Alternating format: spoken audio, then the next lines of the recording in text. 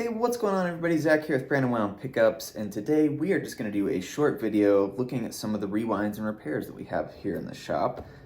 We have quite a few cool ones right now, and rather than doing a full rewind time on each of them, which to be perfectly honest, I don't really have the time to do at the moment, we're just going to kind of take a look at each pickup and talk about it a little bit, and then move on to the next one.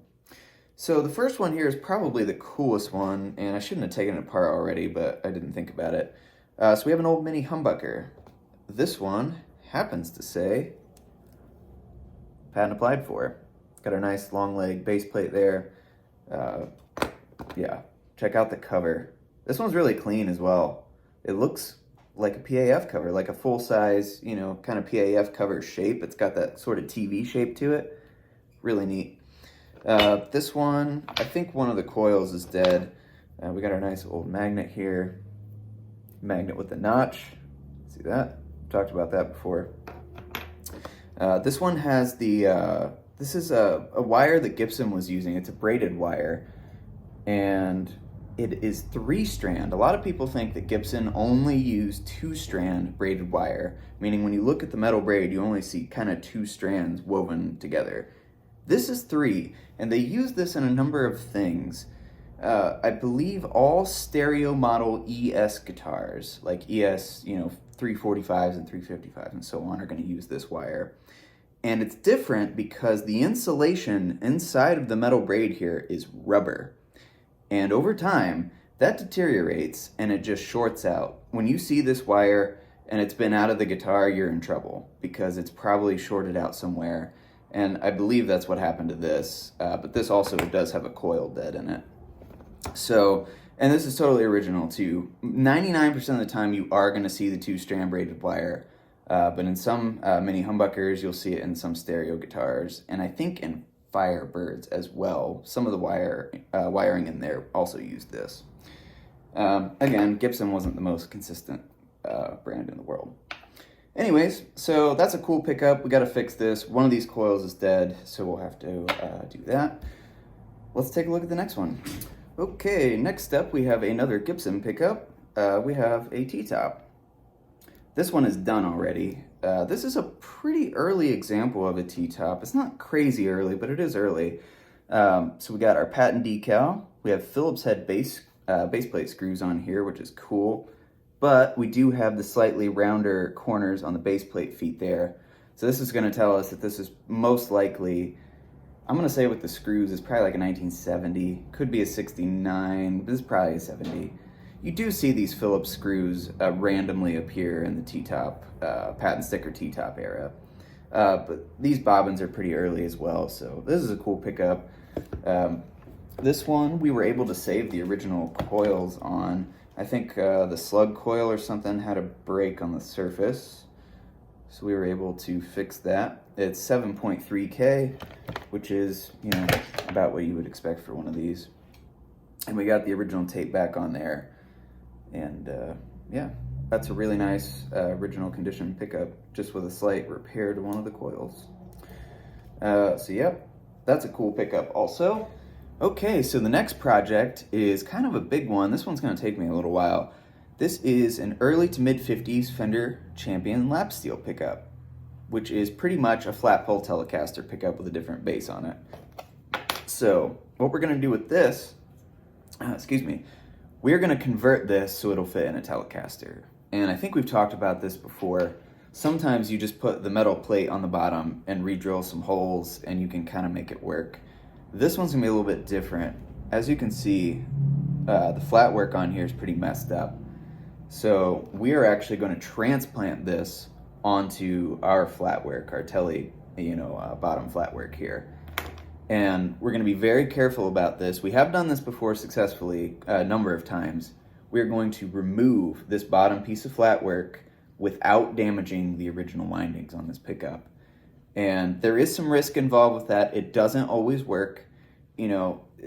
There's a lot of variables involved, but most of the time it's going to work, and I think we're going to be just fine with this one. This I may do a full rewind time on because it would be pretty interesting. But yeah, you'll have an original winding, original magnet, flat pole pickup that'll go into a Telecaster and doesn't cost $3,000 or $4,000, probably only be $1,000. Because even these lap steel pickups are pretty expensive now, because people are catching on to the fact that you can do this. It reads 6.7K as well, so that's a nice strong reading for one of these. But yeah, there's that. I haven't started this yet. This is going to take me a while. You may see this again. Okay, let's move on to the next one. Okay, the next pickup is another Fender pickup. This time we have an original wide range humbucker. This one is cool. This one has plain enamel wire on it.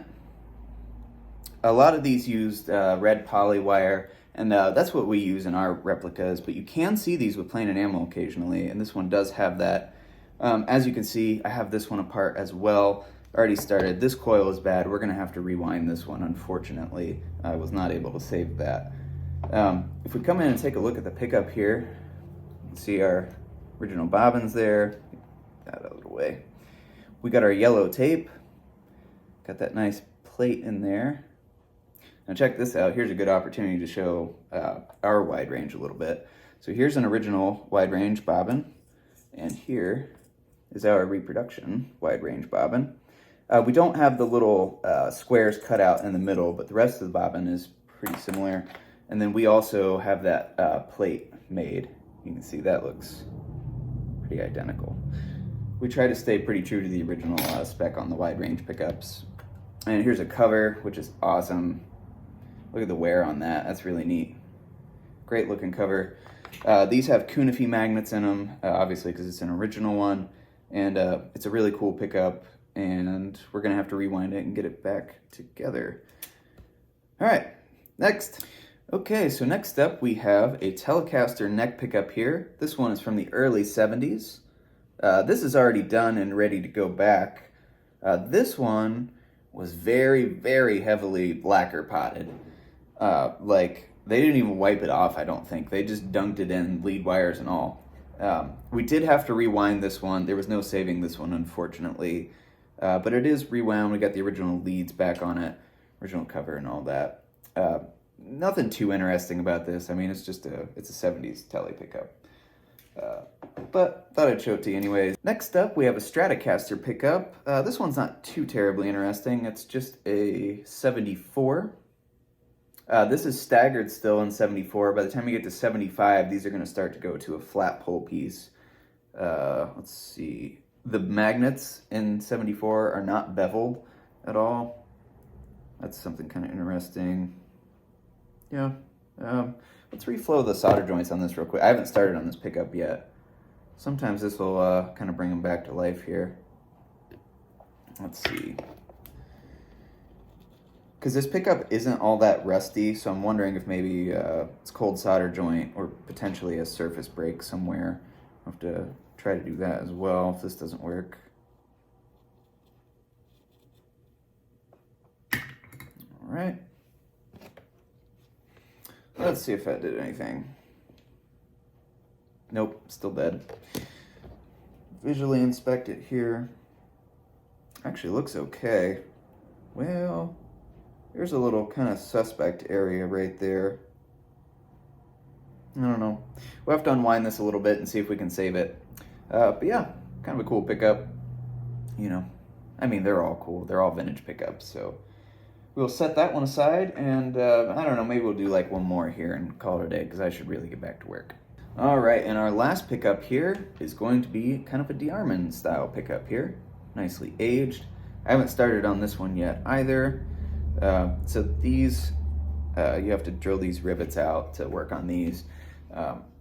DeArmonds fail pretty frequently. We get a lot of DeArmond style pickups in, like the Row Industry pickups, K Pancakes, Speed Bumps, Hershey bars, the foils. They fail relatively frequently. Some of them are more of a pain to rebuild than others. This one shouldn't be too bad. I think these have a bobbin top on them. But some of them are, yeah, like the Hershey bars, you have to build a new bobbin for, basically. Speed Bumps are a pain to rewind. I'm not the biggest fan of doing DeArmond style pickups, but we can repair pretty much any of these. So, but they do look really cool. I just don't like working on them particularly.